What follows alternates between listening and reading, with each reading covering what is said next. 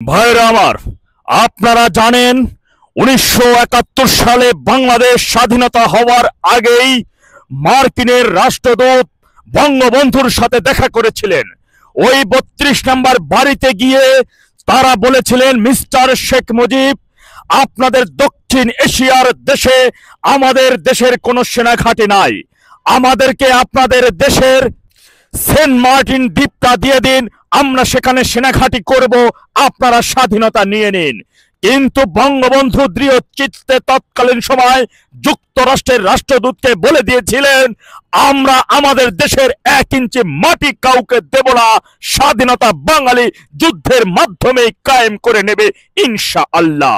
যে ধারাবাহিকতা আপনারা দেখেছেন, স্বাধীনতার পরবর্তী সময় 1975 সালে মার্কিন ডিপ স্টেটের মাধ্যমে ডালিমগং সহ কথিত কিছু পথভ্রষ্ট হয়ে যাওয়া 300 সেনাবাহিনীরা নির্মমভাবে হত্যা করে বাঙালি জাতির পিতা, বাংলাদেশের স্থপতি, মহান নেতা বঙ্গবন্ধু শেখ মুজিবুর রহমানকে।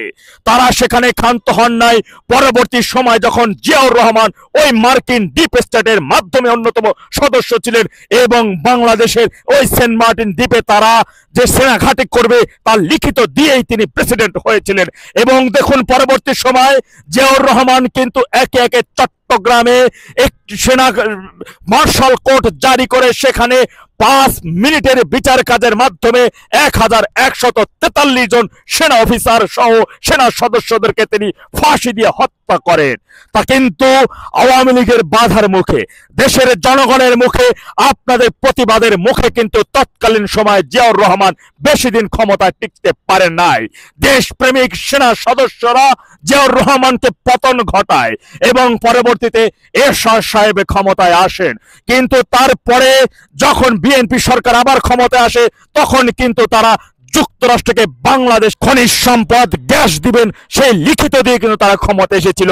কিন্তু আওয়ামী লীগ এবং আপনারা যে জনগণের বাধার মুখে, প্রতিবাদের মুখে সেটি বিএনপি সরকার করতে পারে নাই।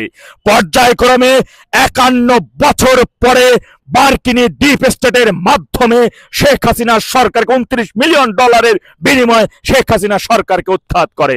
দেখুন, সেই পুরনো রুটিন মাফিক, পুরনো কিছু নিয়ম মাফিক আর বর্তমানে এই ডিপ স্টেটের অংশের ভিতরেই যোগ দিয়েছে তৎকালীন সময় স্বাধীনতা বিরোধী পরাজিত সেই সকল শক্তিগুলো, যারা বিগত দিনে তাজুল গংরা স্বাধীনতা বিরোধীদের, যারা স্বাধীনতা বিরোধী যারা ছিল, যারা গণহত্যা চালিয়েছিল, গণধর্ষণ করেছিল, যারা আমার মুক্তিযোদ্ধা ভাইদেরকে হত্যা করেছিল, যারা বাংলাদেশটা কখনো বাংলাদেশ যেন না হতে পারে, পূর্ব পাকিস্তান হয়, যে সকল নিজামী মুজাহিদরা বাংলাদেশ সৃষ্টির পরেও সৌদি গিয়ে একাধিক রাষ্ট্র ভ্রমণ করে করে বাংলাদেশকে যেন স্বীকৃতি না দেয়, সেজন্য তারা তাদের থেকে কনভিন্স করার চেষ্টা করেছিল।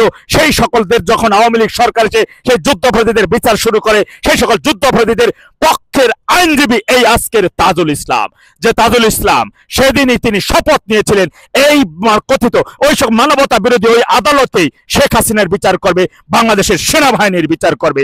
যে সকল সেনাবাহিনীর শরীরে মুক্তিযোদ্ধাদের রক্ত রয়েছে, যে সকল সেনাবাহিনীর ভিতরে 71-এর চেতনা রয়েছে, যে সকল সেনাবাহিনীর ভিতরে দেশের মানচিত্র স্বাধীনতা সার্বভৌমত্ব রক্ষার জন্য অক্ষুণ্ণ শপথকে রন্ধ্রে রন্ধ্রে তারা পূরণ করার জন্য মনোবল দৃঢ় রয়েছে, তাদেরকে কথিত মানবতা বিরোধী অভিযোগ এনে তাদেরকে এখন ফাঁসিতে ঝুলানোর পায় তারা করছেন। আমরা দেখতে পাচ্ছি এর মধ্যে কি জেনারেল ওয়াকার সাহেব কি এর সাথে জড়িত কিনা, কেননা তার কার্যক্রম ইতিমধ্যে সন্দেহের তালিকার চূড়ান্ত পর্যায়ে পৌঁছে গেছে, আপনারা সেটি দেখেছেন। তথাপি এখন বলবো, বাংলাদেশ সেনাবাহিনীকে একটি ভঙ্গুর অকার্যকর প্রতিষ্ঠান এবং ক্যান্টনমেন্টকে জঙ্গিদের আতুরঘরে পরিণত করার জন্য সমস্ত রকমের আয়োজন বহমানভাবে চলছে।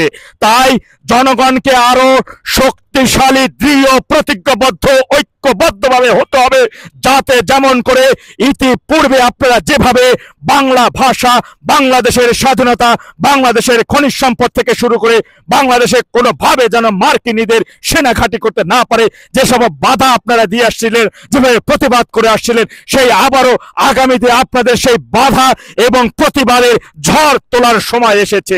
এই মুহূর্ত থেকে দেখেছেন আওয়ামী লীগ 15.5 বছর শাসনামল আমলে অনেক ভুল হতে পারে, আমরা সেটা অস্বীকার করব না, কিন্তু সেই ভুলের কারণে কি দেশের স্বাধীনতা সার্বভৌমত্ব ভিন দেশে চলে যাবে? দেশের ক্যান্টনমেন্ট গুলো স্বাধীনতা বিরোধীদের, জঙ্গিদের নিয়ন্ত্রণে চলে যাবে? দেশের স্বাধীনতাকে অস্বীকার করে দেশটাকে কি পূর্ব পাকিস্তানে পরিণত করে ওরাই সফল হবে? দেশের জনগণ কি চুপসে থাকবে? দেশের জনগণকে এর বিরুদ্ধে প্রতিবাদ করবে না? কিন্তু এই তথাকথিত এই যে সকল জঙ্গি বাহিনী, দেশ বিরোধী, দেশটাকে পাকিস্তান করার জন্য সর্বোচ্চ রকমের যারা করছে, ওদেরকে আপনাদেরকে প্রতিহত করতে হবে, প্রতিরোধ করতে হবে। সেনাবাহিনীর মধ্যে থাকা দেশপ্রেমিক সেনাবাহিনীদের উদ্যোগ মনোবল দৃঢ় করতে হবে, বৃদ্ধি করতে হবে। তাদেরকে বোঝা দিন, তাদেরকে বলে দিতে হবে আপনাদের সাথে দেশের 18 কোটি জনগণ রয়েছে। এই সেনা সদস্য দেশপ্রেমিক সেনাবাহিনীর সাথে যারা দেশের স্বাধীনতার সার্বভৌমত্ব রক্ষার জন্য উদ্বুদ্ধ রয়েছেন, যারা কোরআন শরীফ ছুঁয়ে, যে পবিত্র কোরআন ছুঁয়ে যে শপথ নিয়েছেন, সেই শপথ অক্ষুণ্ণ রাখার জন্য দৃঢ় প্রতিজ্ঞা হয়েছেন, যারা আজকের এই তাজুল গঙ্গের বিরুদ্ধে, স্বাধীনতা বিরোধী, মানবতা বিরোধীদের পক্ষে থাকা আইনজীবী, এই রাজাকার জঙ্গি, এই সকল জঙ্গিদের বিপক্ষে যারা মনোবল দৃঢ় করবেন, মনোবল সত্য রাখতে হবে। আপনাদের সাথে দেশের 18 কোটি জনগণ রয়েছে, দেশের মানচিত্র রয়েছে। তাই ভাইদের কাছে আমার অনুরোধ, আপনারা নিজেদেরকে এভাবেই জানান দিন যে না, আপনারা সেনাবাহিনীর সাথে রয়েছেন। সেনাবাহিনীকে কোনোভাবে, বাংলাদেশের সেনাবাহিনী আমাদের স্বাধীনতার প্রতীক। বাংলাদেশ সেনাবাহিনী বিশ্বের দরবারে একটি রোল মডেলে পরিণত হয়েছিল। সেই সেনাবাহিনীকে কি ঘুঙ্গুর বাহিনীতে পরিণত করার জন্য, পুলিশের মতো করে কোমর ভেঙে পঙ্গু করে পুরো ক্যান্টনমেন্টকে জঙ্গিদের দখলে নেওয়ার জন্য যে নীল নকশা আঁকা হয়েছে, যে ষড়যন্ত্র করা হচ্ছে, সেই ষড়যন্ত্র রুখে দিতে হবে।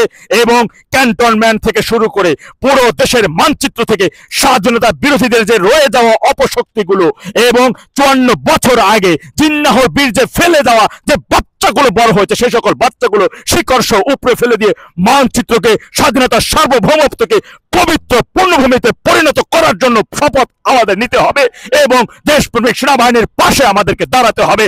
আল্লাহ সবাইকে সঠিক বুঝ দান করুন। ওয়াকিল জামান আলহামদুলিল্লাহ রাব্বিল আলামিন। আসসালামু আলাইকুম ওয়া রাহমাতুল্লাহ। জয় বাংলা, জয় বঙ্গবন্ধু।